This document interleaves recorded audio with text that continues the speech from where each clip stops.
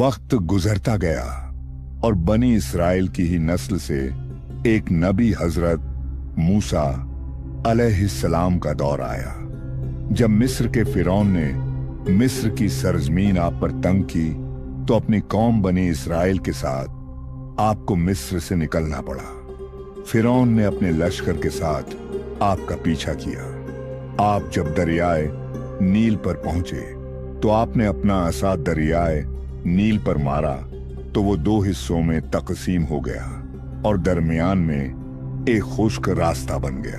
आप और आपकी कौम जब दरियाए नील पार कर गए तो फिरौन भी उसी रास्ते से दाखिल हो गया, लेकिन उसी वक्त दरिया का पानी आपस में मिल गया और फिरौन अपने लश्कर समेत उसमें गर्क हो गया। इस दौरान बनी इसराइल पर अल्लाह ताला की बहुत सी करम नवाजियां भी हुईं, जिनमें मन और सलवा, चश्मों की बहुतात और मछलियों के शिकार का जिक्र कुरान पाक से भी मिलता है। और वहीं हमें एक गाय का जिक्र भी मिलता है जिसके लोथड़े से मुर्दा अल्लाह के हुक्म से जिंदा होकर अपने कातिल का बताया। उस गाय की निशानियां अल्लाह ताला ने कुरान पाक में बयान फरमाई, जो कि एक सरख माइल रंगत की गाय थी, और ऐसी गाय आज भी यहूदियों के नजदीक मुकद्दस मानी जाती है। फिरौन से बच निकलने के बाद ये कौम अल्लाह के हुक्म से फिर फिलिस्तीन की तरफ आ गई, लेकिन इसके लिए उनको वहां जाने के बाद पहले से मौजूद आबाद कबीलों से जंग करनी थी, मगर उन्होंने इनकार कर दिया और मूसा अलैहिस्सलाम से कहा, आप और आपका रब उनसे लड़ो। तब अल्लाह ने उनको 40 साल वहीं पर सहरा में रहने की सजा दी। हजरत मूसा अलैहिस्सलाम के बाद दूसरे नबी आए। इस दौरान हजरत मूसा अलैहिस्सलाम और उनके दौर की कुछ बाकियात, तौरात, मन व सलवा का कुछ हिस्सा बनी इसराइल ने एक संदूक में महफूज कर लिया। ये अल्लाह की तरफ हजरत आदम को दिया गया एक खास संदूक था जो नस्ल दर नस्ल नबियों के पास रहा, जिसे कुरान में ताबूत सकीना के नाम से पुकारा गया है, और ये यहूदियों को अपनी जान से ज्यादा अजीज है। हजरत दाऊद अलैहिस्सलाम ने जब जालूत को हराकर उससे ताबूत सकीना हासिल किया तो यूं बनी इसराइल ने उन्हें अपना नबी तस्लीम कर लिया। हजरत दाऊद अलैहिस्सलाम ने इस संदूक की हिफाजत के लिए एक हैकल तामीर करवाना शुरू किया जो कि उनकी जिंदगी में मुकम्मल न हो सका। तब दाऊद अलैहिस्सलाम के बेटे हजरत सुलेमान अलैहिस्सलाम ने, जिनकी हुकूमत इंसानों के अलावा हवा, जानवर और जिन्नात पर भी थी, उस हैकल को जिन्नात की मदद से मुकम्मल करवाया और उसी दौरान उनकी भी वफात हो गई। इसी वजह से उसे हैकल ए सुलेमानी कहा जाता है। बाद अज़ां बाबुल के बादशाह बख्त नसर ने फिलिस्तीन पर हमला किया और हैकल ए सुलेमानी को भी गिरा दिया और ताबूत ए सकीना भी अपने साथ ले गया। साइप्रस द ग्रेट, जिन्हें लोग हजरत जवाल करनीन भी समझते हैं, उन्होंने दोबारा ये शहर फतह किया और यहूदियों को दोबारा यहाँ आबाद किया और ताबूत ए सकीना को भी वापस लाया गया। हैकल ए सुलेमानी एक दफा फिर तामीर किया गया। फिर वक्त गुजरा और अल्लाह के नबी हजरत ईसा अलैहिस्सलाम की आमद हुई, जिन्हें नाउजु बिल्लाह यहूदियों ने दज्जाल, झूठे पैगंबर और जाने क्या क्या लक़ब दिए और नबी मानने से इनकार कर दिया।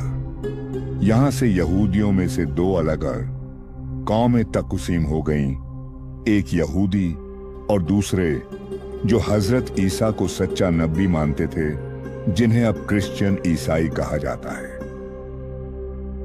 यहूदियों ने साजिश करके हजरत ईसा अलैहिस्सलाम को कत्ल करने के लिए सलीब पर चढ़ाना चाहा।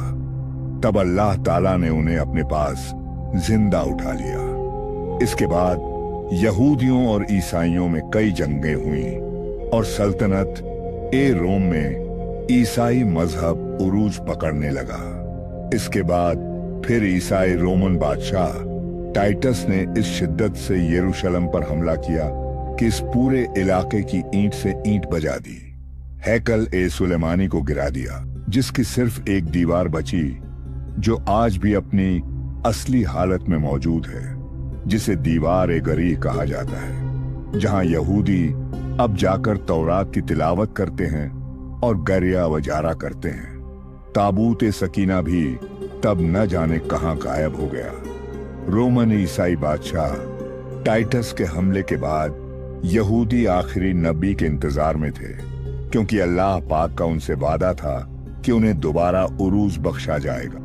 जिक्र करते हैं हजरत इब्राहिम के दूसरे बेटे हजरत इस्माइल अलैहिस्सलाम और उनकी नस्ल, जिनको बनी इस्माइल कहा जाता है। हजरत इब्राहिम अलैहिस्सलाम ने अपने एक बेटे हजरत इस्माइल अलैहिस्सलाम को जब वे छोटे से थे, उनकी वालिदा हाजिरा के साथ अल्लाह के हुक्म पर अरब में मक्का के गर्म सहरा में छोड़ दिया। तब इस्माइल अलैहिस्सलाम छोटे से थे। जब मशकीजे में पानी खत्म हो गया तो वे प्यास की शिद्दत से रोए। तब हजरत हाजिरा उन्हें वहां लिटाया और खुद पानी ढूंढने को दौड़ी।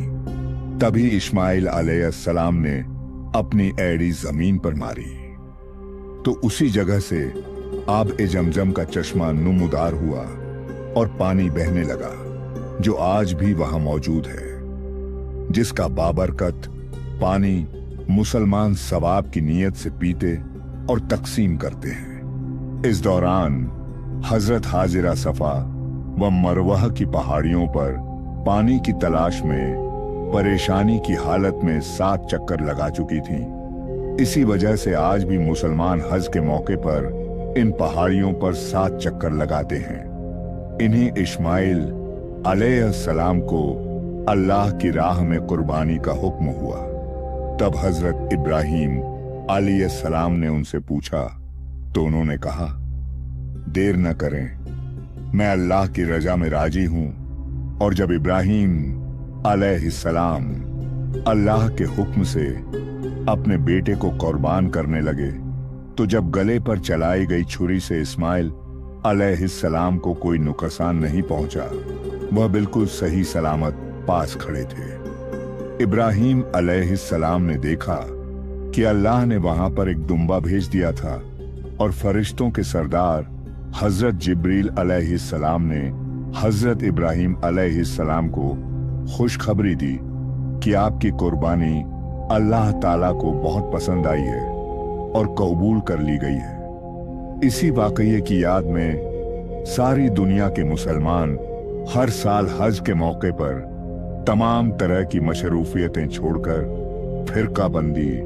रंग, नस्ल, कौमियत और दूसरी तमाम फजूल रस्म व रिवाज से ऊपर उठकर हर साल हलाल जानवरों की कुर्बानी करते हैं। इसके बाद इब्राहिम अलैहिस्सलाम ने अल्लाह के हुक्म से मक्का में अल्लाह का घर, मुसलमानों का क़िबला खाना काबा अपने बेटे इस्माइल अलैहिस्सलाम के साथ मिलकर बनाया था। अरब के लोग जो बनी इस्माइल कहलाए, इन्हीं इस्माइल अलैहिस्सलाम की नस्ल से अल्लाह ताला ने अपने आखिरी नबी हजरत मोहम्मद सल्लल्लाहु अलैहि वसल्लम को दुनिया में भेजा। अरब में यहूदी नबी पाक मोहम्मद सल्लल्लाहु अलैहि वसल्लम की पैदाइश से पहले ही आकर आबाद होना शुरू हो गए थे, क्योंकि तौरात में वाज़ेह निशानियां बताई गई थीं कि आखिरी नबी का ज़ुहूर अरब के इलाके मक्का की खुश्क वादियों के करीब होगा। उस वक़्त यहूदी रोमन बादशाह से शिकस्त के बाद अपने आखिरी मसीहा की तलाश में अरब में शहर मक्का के करीब इलाके खैबर में आकर रहने लगे और वहां पर व्यापार शुरू कर दिया, क्योंकि यहूदी अपने मसीहा और आखिरी नबी के इंतजार में थे जो उसी इलाके में ज़ुहूर पजीर होना थे। आज की कहानी की किस्त नंबर 2 यहीं खत्म होती है। इंशाअल्लाह अगली किस्त में मजीद हकाइक और दिलचस्प पहलू लेकर दोबारा हाजिर होंगे। तब तक के लिए दुआ में याद रखिएगा और चैनल सब्सक्राइब कीजिए।